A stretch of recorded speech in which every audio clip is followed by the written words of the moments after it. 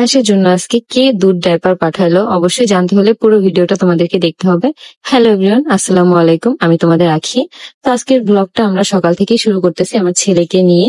আমার ছেলে কিন্তু আজকে খুবই খুশি ছিল, কারণ আজকে হচ্ছে আমার ছেলেকে তার একটা খাম্মনি, মানে একটা আন্টি তাকে হচ্ছে বাহিরের থেকে তাকে দুধ পাঠাইছে, ডাইপার পাঠাইছে, কিছু ড্রেস আপ পাঠাইছে। আয়াস মনে হয় জানতো যে তার গিফট গুলা বিকালে এসে পড়বে, তাই আয়াস এত খুশি। তো এই জন্য হচ্ছে আমি আয়াসকে বলতেছিলাম যে বাবা তুমি কেন এত খুশি হয়েছে। আয়াস কিন্তু অনেক খিটখিট করে হাসতেছিল।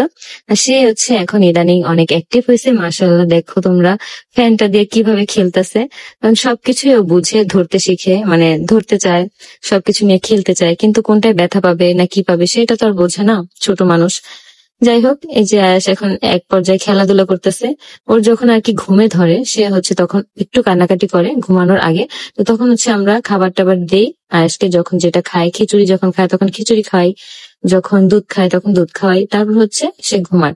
আর আজকে হচ্ছে আমাকে বলছিলাম যে আমার অনেক চিংড়ি মাছ খাইতে ইচ্ছে করতেছে, মানে চিংড়ি মাছ ভুনা।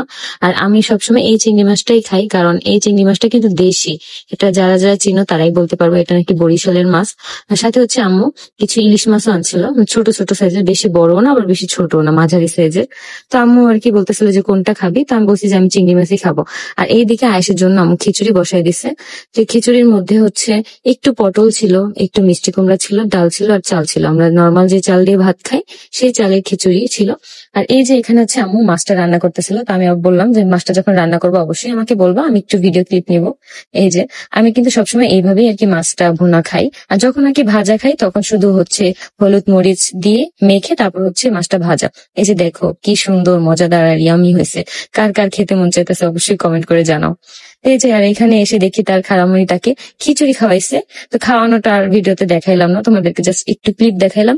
এখন হচ্ছে আমি যাচ্ছি আয়াসের যে গিফট গুলো পাঠিয়েছে তার একটা খালামণি, সেই গিফট গুলো আনার জন্য আমি রওনা দিয়ে দিছি। তো যাওয়ার পরে দেখি যে আপু বাবুর জন্য 2টা ডায়পার, 2টা দুধ আর হচ্ছে ড্রেস। আপু বলছে দুধ আবার শেষ হয়ে গেলে আমাকে জানাবা, যখন যেটা লাগবে আমাকে জানাবা। আমি চিন্তা করি এই দুনিয়াতে ভালো মানুষ আছে, কিন্তু আপুর নামটা আমি বলতে পারতেছি না, কারণ কিছু রেস্ট্রিকশন থাকার কারণে আর বললাম না। আমি শুধু মানে ভাবি যে মানুষ কত ভালো, নিঃস্বার্থ মানুষ। আসলে কি যে ভালো আল্লাহ তার পিছনে মনে হয় এরকমই থাকে, মানে তার পেছনে আশেপাশে মানে ভালো মানুষদের ভরাই থাকে। আল্লাহর রহমতে আমি আমার লাইফে এই পর্যন্ত, মানে একটা ধাক্কা খাওয়ার পরে এই পর্যন্ত আমি যতগুলা মানুষ পাইছি খুব সাপোর্টিভ, আমাকে খুব সাপোর্ট করে সেই মানুষগুলা। আমি চাই আল্লাহর রহমতে এখন ভালো থাকতে। আমার ছেলেকে নিয়ে সবাই আমার জন্য দোয়া করবেন, আমার ছেলেটার জন্য সবাই দোয়া করবেন।